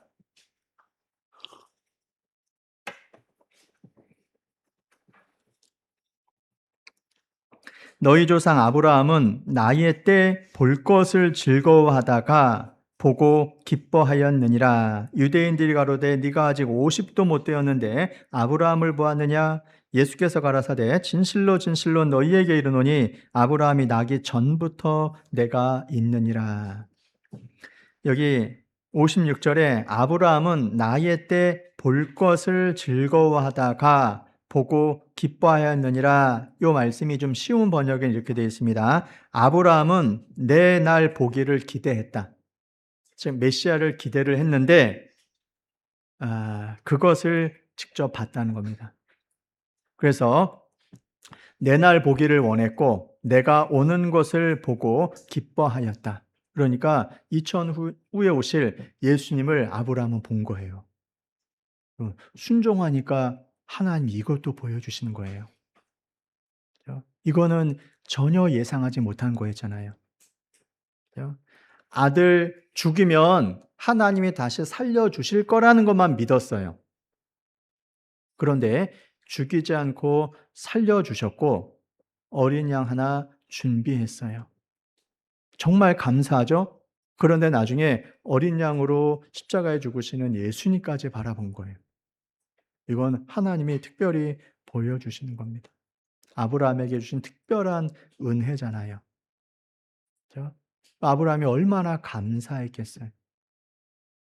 그렇죠? 아들을 살려주신 것도 감사한데 독생자 예수 그리스도를 통해서 영혼을 구원해 주시는 것까지 확인을 했으면 얼마나 기뻤겠냐고요. 내가 순종하기를 참 잘했구나. 그러지 않겠어요? 로마서 8장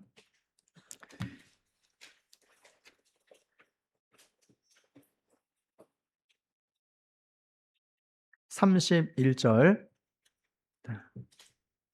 32절까지입니다. 그런즉 이 일에 대하여 우리가 무슨 말하리요? 만일 하나님이 우리를 위하시면 누가 우리를 대적하리요? 자기 아들을 아끼지 아니하시고 우리 모든 사람을 위하여 내어 주신 이가 어찌 그 아들과 함께 모든 것을 우리에게 은사로 주지 아니하시겠느냐? 하나님이 우리를 위하시면 모든 사람을 위하여 아들을 아끼지 않고 내어 주셨다. 그 중에 우리를 위하여. 그렇죠? 34절에는 우리를 위하여 간구하신다. 계속 위하여 나오잖아요. 우리를 위해서. 하나님이 우리를 위해서. 하나님이 우리를 위하시면 누가 우리를 대적할 수 있겠습니까? 우리를 방해할 수 있겠습니까? 나를 궁지에 몰아넣을 수 있겠습니까?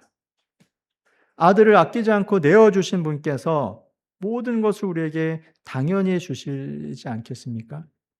그 하나님이 우리를 위해서 간구하십니다. 무엇이 두렵겠습니까? 하나님은 아들만 준비한 게 아니죠. 구원과 영광에 관련된 모든 것들을 하나님은 준비하셔요. 그 여호와 일의 하나님 미리 보시고 준비하십니다. 그걸 경험하려면 우리는 순종해야 합니다. 평상시에 순종을 잘하는데 어떤 것들에 대해서는 순종이 안 되는 이유가 있을 수 있죠. 그렇죠? 예전에 이런 얘기가 있었습니다. 밤에 길을 가다가 발을 헛디뎌 가지고 깜깜한 밤에 쭉 낭떠러지로 떨어지다가 뭐라도 잡으려고 막 발버둥 치다가 나뭇가지 하나를 기적적으로 잡았습니다. 이제 살았다. 그런데 시간 지나니까 너무 힘들잖아요. 그렇죠? 좀 전까지만 해도 살려주세요 그랬다가 나뭇가지 잡았으니까 살았잖아요. 근데 이제 힘드니까 또 죽겠다 그러잖아요. 그죠? 하나님께 기도합니다. 하나님 살려주십시오. 살려주십시오. 견딜 수가 없습니다. 이제 제가 견딜 수 있는 수준이 100이었다면 90, 80, 70, 60 계속 떨어져 가지고 이제 저는 2, 1 남은 상황이에요. 하나님 도와주십시오. 저는 이제 곧 0이 될 것 같습니다. 하나님 살려주세요. 살려주세요. 하나님의 음성이 들립니다. 손을 놓으라고.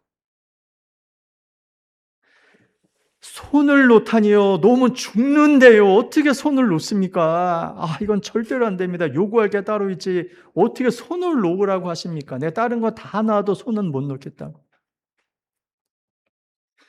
하나님과 씨름하면서 하나님은 노래니까 미쳤냐고 놓냐고 이거를 안 됩니다. 이거 놓으면 저 죽어요. 노래니까 안 된다니까요. 밤을 샜습니다. 잘 견뎠죠. 이제 날이 밝았어요. 밝으니까 이제 주변이 보이잖아요. 보니까 제가 바닥에서 살짝 위에 있는 거예요. 이 손만 놓으면 아무 문제 없이 사는 건데 모르니까 밤새 고생을 하고 씨름하는 거예요. 우리의 모습이 그와 비슷할 것 같습니다. 잡으라 그러면 이유가 있고 놓으라 그러면 이유가 있는 겁니다. 하나님은 미리 보시는 분이잖아요. 잡으라 그럴 때는 그게 제일 좋은 상황이니까 잡으라고 하는 거고요. 놓으라고 할 때는 그게 제일 좋은 상황이니까 놓으라고 하시는 거예요. 우리는 말씀에 순종해야 돼요. 우리가 믿는 하나님은 미리 다 보시고 아시는 분이에요. 그러니까 우리는 그걸 믿고 따라가면 되는 거예요. 여러분, 우리 생활하다가 한계가 올 겁니다. 0이 되는 순간. 이제 끝이구나. 그때 여호와 일의 하나님은 역사하시기 시작을 해요. 내가 순종을 끝까지 하게 되면 막판에 정말 어찌할 수 없는 그런 궁지까지 몰릴 수도 있거든요. 그때 하나님은 역사하셔요. 그때. 그래서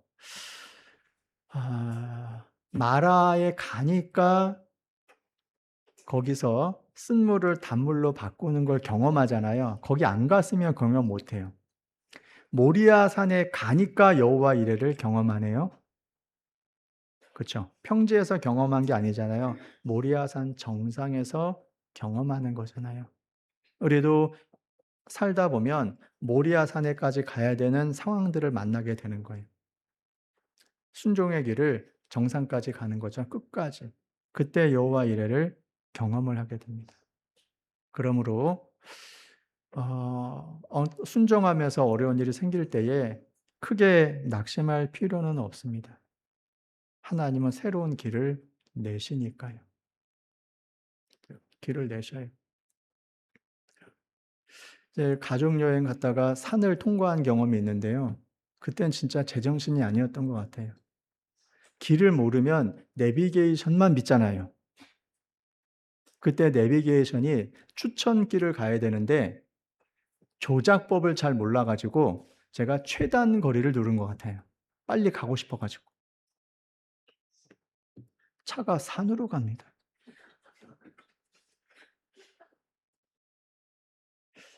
어 그때 차가 이 중고차 계속 수리해서 쓰는 차, 언제든지 서도 이상하지 않는 차였거든요. 가족들이 불안해하잖아요. 이게 맞는 길이냐고. 아니 내비게이션 안내하는 대로 가는데. 비포장 도로, 산이 경운기가 겨우 통과할 만한 그런 데를 덜컹덜컹 거리면서 가는데요.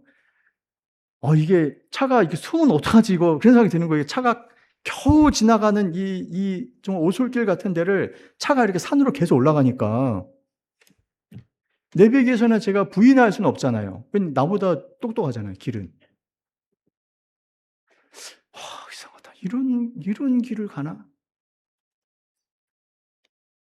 그래도 당황하지 않고, 속으로는 당황했어도 가족들한테 뭔가 당황스러운 모습을 보이면 좀 체면이 좀 그렇잖아요. 그래서 길을 잘 아는 것처럼 그냥 내비게이션 안내하는 대로 그냥 가는 거예요. 편안하게 있으라고.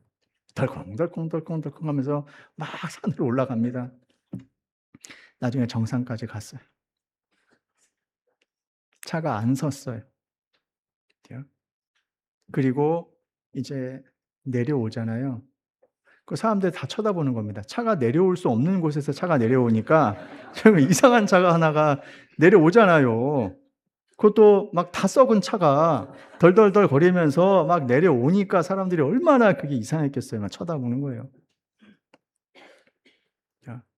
나중에 알았죠. 얘 최단으로 왔구나. 좋은 길 놔두고 굳이 이렇게 왔구나. 그래도 목적지까지 가는데 아무 문제 없었습니다. 좋은 시간 보내고 왔어요.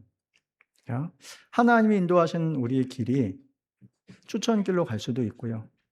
예상치 못한 길을 갈 수도 있거든요. 그러나 목적지는 틀림없이 나오는 게 맞아요. 하나님이 없는 길을 가게 하시지 않고요. 길이 없다면, 막혔다면 새로운 길을 내시는 분이에요.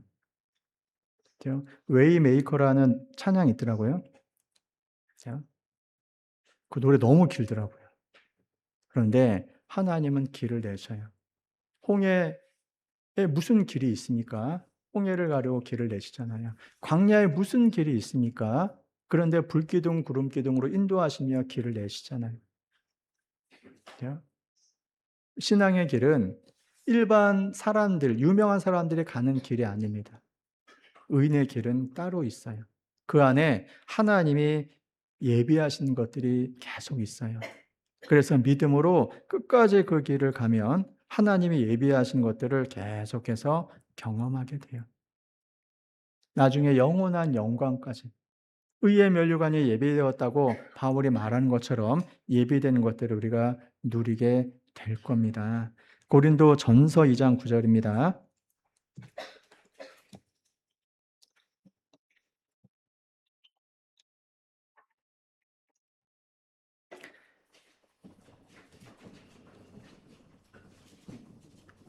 기록된 바 하나님이 자기를 사랑하는 자들을 위하여 예비하신 모든 것은 눈으로 보지 못하고 귀로도 듣지 못하고 사람의 마음으로도 생각지 못하였다 함과 같으니라. 자, 하나님이 자기를 사랑하는 자들을 위하여 예비해 놓으신 것들이 있습니다. 상상 초월일 겁니다. 조건이 있죠? 사랑하시는 자를 위하여 예비된 겁니다. 그죠? 주님과 별로 긴밀한 관계 없이 살다가 온 분을 위해서 예비된 건 차원이 다를 겁니다. 정말 주님을 사랑하는 사람들은 심지어 불행한 일조차도 합력하여 선이 되게 하시거든요. 자, 단계마다 우리는 하나님이 예비하신 것들을 경험해야 됩니다. 우리는 미래를 모르니까 답답해요. 이 일이 어떻게 될지 참 답답한 일들이 있어요. 하나님은 미리 보시잖아요.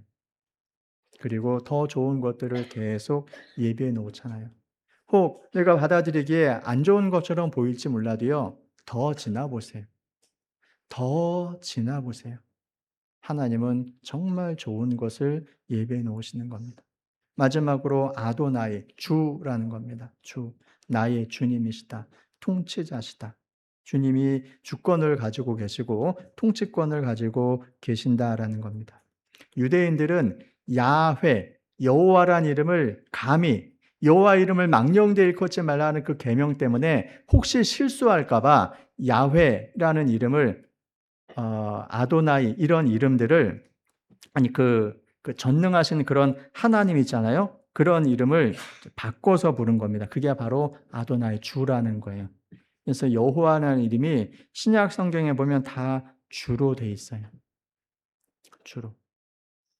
그것은 하나님의 창조하고 무관심한 분이 아니라 인간 한 분 한 분, 한 사람 한 사람에게 실제로 관심을 가지고 통치하고 다스리시는 진짜 주인이라는 것을 고백을 하는 거예요.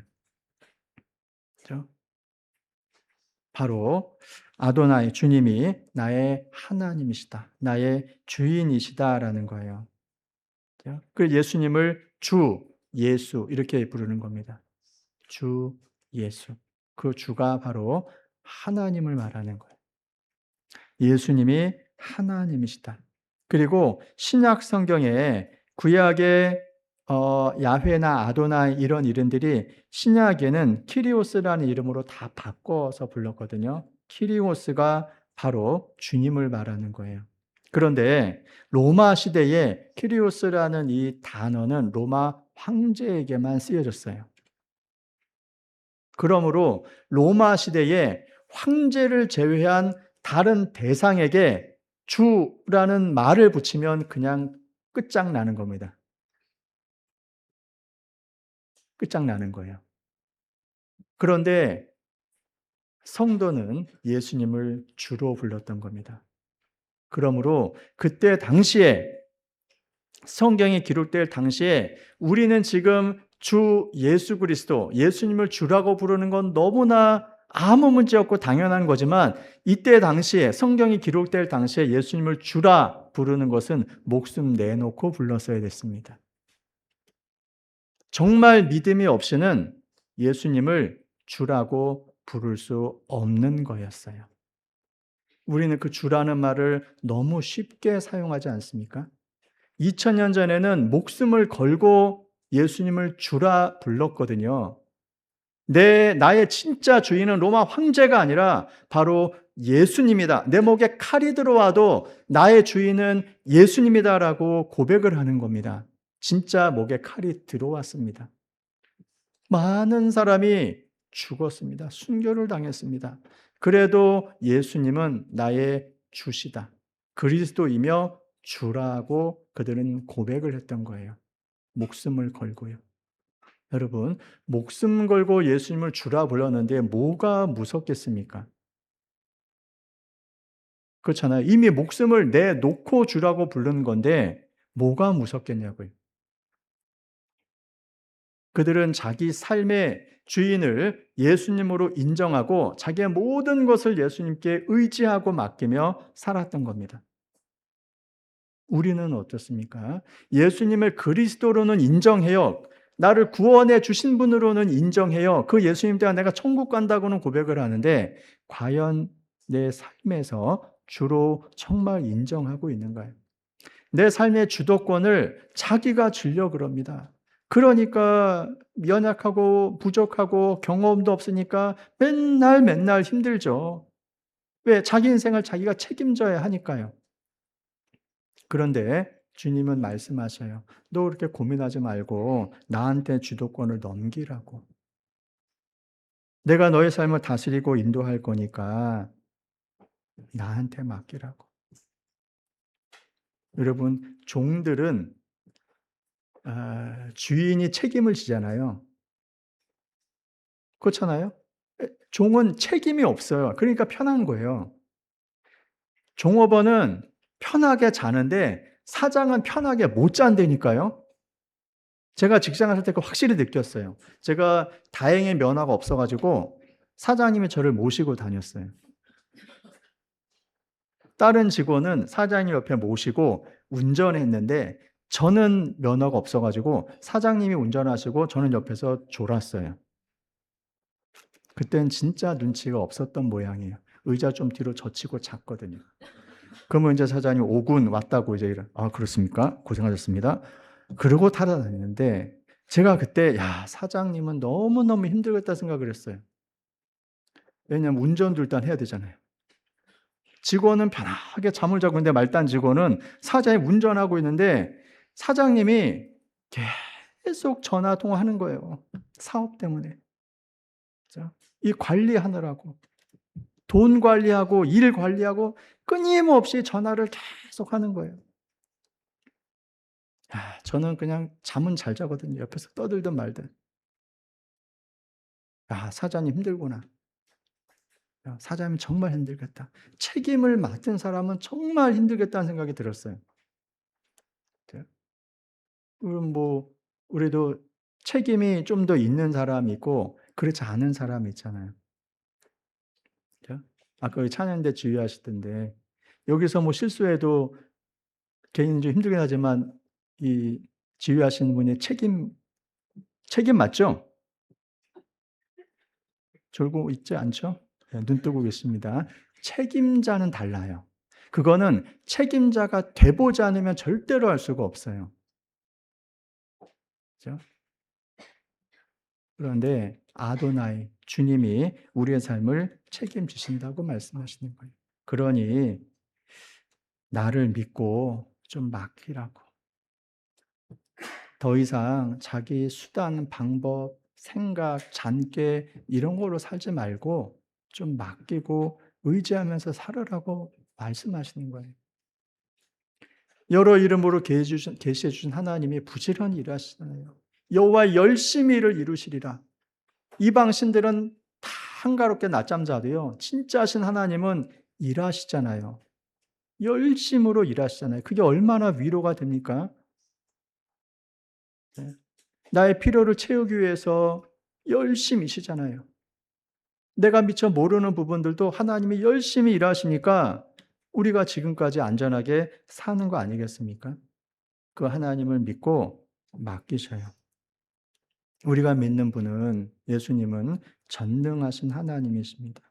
그 하나님께서 우리를 위해서 모든 것을 예비해 두셨어요. 그러니까 모든 걸 알고 있는 주님께 내 삶의 주도권을 내놓고 우리는 순종하며 살자는 거예요. 그 하나님께서 곧 나타나실 겁니다. 곧. 그러면 우리가 주님을 얼마나 의지하며 살았는지 곧 알게 될 거예요. 자, 예수란 이름, 그 이름 안에 이런 하나님의 이름의 의미들이 다 담겨 있어요. 얼마나 귀한 이름입니까? 우리가 그 예수님을 입에 담고 그 예수님이라는 이름을 자꾸 부르게 된다면 그 이름의 의미들을 좀 더 생각해 보면 좋겠어요. 하나님의 여러 이름들이 그 속에 담겨 있으니까요. 우리 마지막으로 듣고 마치도록 하겠습니다.